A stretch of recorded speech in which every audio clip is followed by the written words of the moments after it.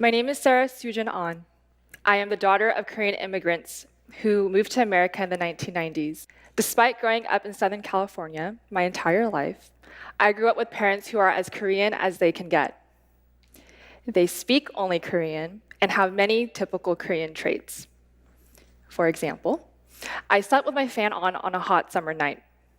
As I dozed off into my slumber, it was soon after I heard my dad's footsteps approaching my room. He turned off the fan and left the room silently. Confused but tired, I went back to sleep and sweated throughout the entire night as a result of this. I never asked my dad why he did this, but I sooner or later learned that in Korean culture, sleeping with a fan on kills you. We celebrated every birthday with miyeokguk, often heard Nahuna playing in the back, and watched Dongmul Nongchang every Sunday night. Nothing was ever questioned. I never asked who Nahuna was, why we ate miyeokguk on our birthdays, or why we couldn't sleep with a fan on.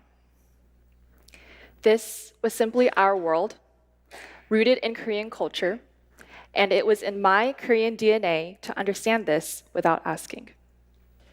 In contrast, outside of my Korean home, it felt like a different world. Keep in mind, this was in the early 2000s, long before you saw much diversity in American pop culture and media. I remember back when I was maybe in 5th grade, about 10 to 11 years old, and my friends and I tried to match ourselves to which celebrity we look like the most. We sat in a circle together, observed each face one by one. My friends got multiple answers as they were matched to celebrities from hit movies we watched at that time. This included them being matched to Anne Hathaway from The Devil Wears Prada, Emma Watson from Harry Potter, and Rachel McAdams from Mean Girls. When it was my turn for evaluation, my friends looked absolutely stumped. They couldn't name any Asian celebrity. After much thought, they went, "Aha! We know who you look like. You look like Brenda Song." While I was flattered by this match, that was most likely the only known Asian celebrity for us at that time. Brenda Song, a Hmong American actress who starred in the show The Sweet Life of Zack and Cody. As you may have all guessed, I was often the only Asian in the class growing up, and I became used to the typical jokes for being Korean. Do you eat dogs? Why do your eyes look like that? Are you related to Kim Jong-il, who was the president of North Korea at that time? There was even a time when a classmate of mine showed me Dongbangshingyi's Balloons music video and mocked them for looking ridiculous, dancing in animal costumes. Now, I was a big fan of Dongbangshingyi, and when my friend made fun of them, I quickly made up an excuse that this music video was filmed for charity, in hopes it would stop my friend from further making fun of them and of our culture.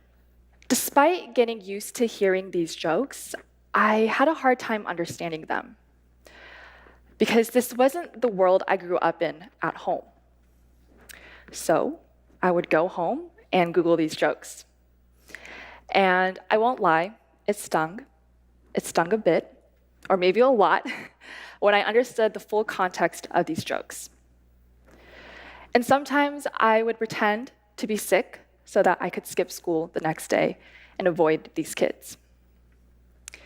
Despite these instances where I felt like my culture criticized by those outside of it, it never stopped me from listening to Dongbangshingyi or teaching my class how to say 안녕하세요. There was something so special about our heritage that I felt so proud of, and I always wanted to share that with my friends at school. Remember how I said my parents are as Korean as they can get? They're so Korean, especially my dad, who only eats traditional Korean foods. We didn't grow up making American foods. I've never seen my mom bake cookies. In fact, our oven is used for storage to contain all her pots and pans. We grew up regularly eating chuk, grilled mackerel, japchae, kimchi jjigae, samgyeopsal, and all the typical foods Korean moms make. Now, my mom is actually a very good cook. So much so, she opened up a restaurant in the United States, and that became our source of our income for a good decade.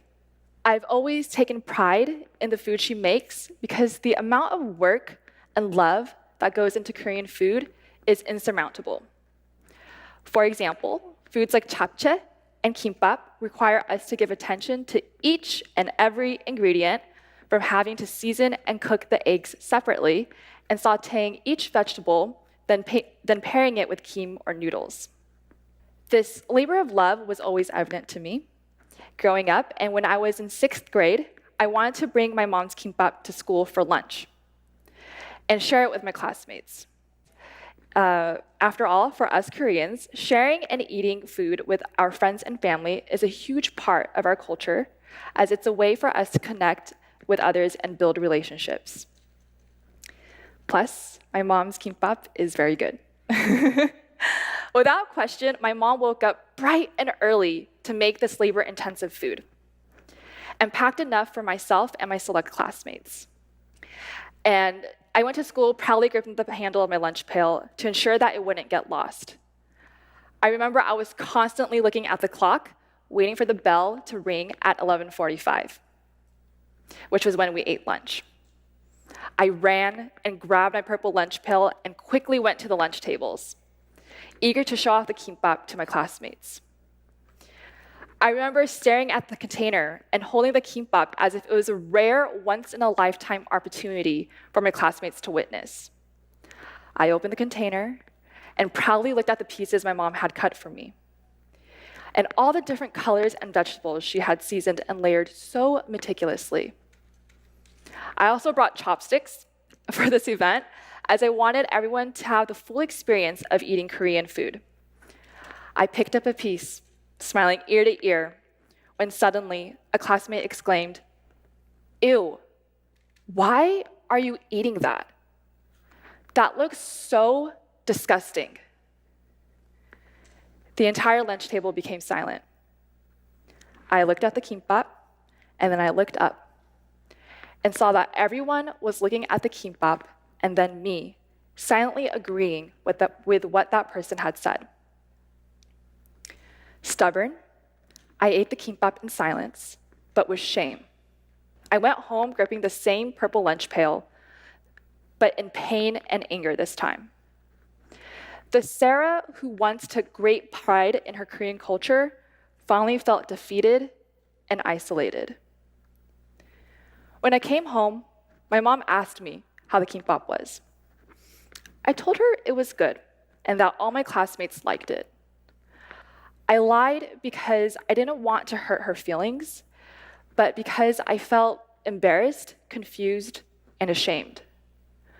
Ashamed that I had brought this food to school, embarrassed by how disgusting Korean food was to others, and confused about my own identity. Later that night, I told my mom, "엄마, please don't pack me kimbap again. Can you please pack me a sandwich instead?" From 2007 to 2017, for nearly 10 years, my interest in sharing Korean culture became dormant. I was certainly not ashamed of my Korean culture, but I had subconsciously come to terms with the idea that maybe Korean culture is not mainstream enough to be accepted in America. Perhaps Americans just like American things. But little did I know that slowly and surely, a wave was building up behind me. A wave now known as the Korean wave, which was about to take America by storm. Korean culture, particularly K-pop, was creeping into American pop culture and growing more mainstream exponentially. In 2012, Gangnam Style by Psy was released and became the first music video to reach 1 billion views on YouTube. To understand this in its full context, we must understand that this is a Korean star from Korea, speaking Korean, and outnumbering the biggest American pop stars in viewership on one of the most popular media platforms. This was huge and extremely monumental, and it was as if this was a foreshadowing moment for what was to come in the next few years. I was in middle school, and I remember students around me being absolutely obsessed with this song and its dance. Everywhere I went, I heard and students go, "Hey, sexy lady, op, opang Gangnam Style." And I smirked every time, knowing and feeling proud that this trend was originating from Korea. 5 years later, BTS performed DNA at the 2017 American Music Awards. I distinctly remember my dad watching the news coverage of the event on KBS, and I paused. I paused for a minute in front of the TV screen, and I said, "Ah, BTS performed in America. Wow." But this time, there was no humor behind this performance that Gangnam Style once famously held, but rather high praise that was continuously noted and seen by other influential American celebrities. The same year, I had the opportunity to visit Korea as an adult. My samchun had taken me to watch Shim Chong-chon at Korea House. Not knowing what to expect, I left the theater in a flood of my own tears. I think I was maybe the only person who had cried this much. And I remember I told my samchun that my eyes were reacting this way due to the allergies caused by the dust. It was for the first time ever that I felt so unexplainably connected to my Korean roots. The sounds of the drum beats hitting the changu, the strings of the kayubum vibrating across the room, and the story of Shim Chong's desire of wanting to sacrifice herself for her father all felt home to me. It was the defining moment when I fully felt the expression of my pride as a Korean, and I decided that I would never let anyone make me feel ashamed of my Korean culture again. A year later, I graduated from college with a degree in public health. After going through what is termed as the quarter-life crisis, I felt lost with my new full-time job and the repetitiveness of a 9 to 5, which I think we can all relate to, right? The emptiness and confusion that surrounds us around 22 to 23 years old, where we all question, what the heck am I doing with my life? And what is the meaning behind all of this? To get through this crisis, I developed a meaningful hobby and created my blog, Honest Kitchen, named after my family name, On, and my personality, which is often described as honest and blunt. I created this blog to share my passion for my mother's Korean recipes and to preserve them in a medium that would withstand the test of time. As the Korean wave continued to grow, my blog grew in conjunction. Fast forward to present day, it's 2023, and with the help of my mom, I now have a social media following of almost 500,000 people around the world on Instagram and over 300,000 on TikTok, where I proudly share my mom's Korean recipes. In addition to sharing my mother's cooking and recipes, I also provide thought-provoking insights about life and culture from the perspective of a Korean American family. Some topics I discuss on Honest Kitchen include the reasons why I still live at home in my late 20s, which is uncommon in American culture, why Asian parents of my parents' generation don't say I love you, and I also show the candid life of my family, where we live a very realistic, hardworking life while supporting each other. Some of my content is emotionally heavy, as you may have assumed, so I also upload the fun and light moments of my family with my followers. This past summer, in August, I went to go buy groceries at my local Trader Joe's, which is a popular American grocery store known for carrying basic to unique items. Out of the blue, I spotted Kimbap, frozen Kimbap, being sold. I held it in my hand, dumbfounded by the fact that it was frozen, and I put it back and went on about my day. I drove home feeling inextricably confused about this new product. The same product I was once bullied for is now being sold in a popular American grocery store. Let alone, this wasn't a Korean fusion food that was being sold here, such as Korean corn dogs, which had its moment a few years back. This was a traditional Korean food that I had grown up with, now being sold frozen at a mainstream American grocery store. There were so many thoughts going through my mind. I canceled all my plans that weekend and went immediately back to Trader Joe's. I bought 2 kimbap rolls, priced at $3.99 each, and the cashier who rang me up also happened to be Korean and was also amazed by how it was being sold frozen and that the instructions said to heat the kimbap roll. I was extremely skeptical, to say the least, but felt excited to show my mom. I went home, took my phone out, and clicked record to film my mom's reaction. I walked towards her, I walked towards my mom, who was gardening at that time, and I showed her the kimbap and told her it was being sold frozen at Trader Joe's, and that it was a product from Korea. She didn't know I was recording her, and her reaction was priceless. She was shocked, confused, and curiously excited, and all these emotions were portrayed in her reaction. We filmed ourselves tasting the kimbap, in which we repeatedly said, "It's not bad," and gladly finished the kimbap with surprising satisfaction. At the end of the video, we recommend the product with a rating of 7.8 out of 10. The next day, Trader Joe's reported that their kimbap was sold out nationally. Customers were told that the kimbap wouldn't be back in stock for another 3 months in either October or November. This video of my mom and I reacting to kimbap had reached nearly 13 million views, and as a result, kimbap sales began to soar everywhere else in America. Granted, we weren't the only content creators to film ourselves taste testing the kimbap at Trader Joe's, but I believe that featuring my Korean mom in that video really helped kick off the virality of the kimbap trend. Witnessing the growing popularity of this traditional Korean food across the United States filled me with immense pride and joy. My Korean heritage is a source of deep pride for me, and I am truly honored to use my social media platforms, including TikTok, to showcase the richness and beauty of Korean culture. Through many forms of media, Koreans have made significant strides in establishing a global presence, and I am driven by the ambition to perpetuate this progress through my online presence.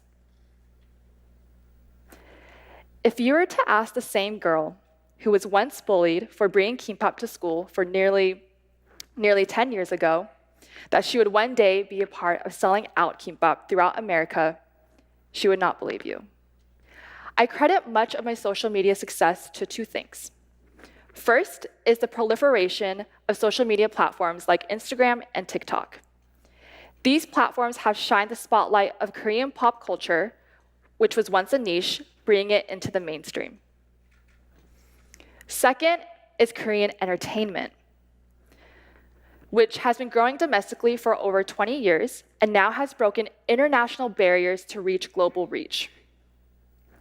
We have seen this globalization of Korean culture, specifically in K-pop, K-drama, and Korean movies. We now have movies like Parasite, with a full Korean cast winning Best Picture at the Oscars, and shows like Squid Games ranking #1 on Netflix in America. In many parts of the world today, even in the United States, racism and xenophobia continue to cause conflict and misunderstanding. I believe that the negative thoughts and feelings people have towards other races or cultures are a result of them having no exposure to the lives of people from those other cultures. Through the sharing of Korean culture in social media, which is proliferating and growing now more than ever, Korean culture is accessible in every home and on every phone with an internet connection. Through this medium, people are able to see the truth in our similarities while exploring and celebrating our differences. This creates a community online that is not only tolerant of, but also accepting and participatory in different cultures, such as our own Korean culture. And this translates to life outside of social media as well. Korean popular culture has swept the world, and I do not believe that this is a wave that will come and go. I believe that Korean culture is here to stay and will continue to be a part of enriching American culture for generations to come. Today, my Korean friends who have kids tell me that their kids happily take Kimbap to school and come home asking their parents, what Korean food can we pack next? Thank you.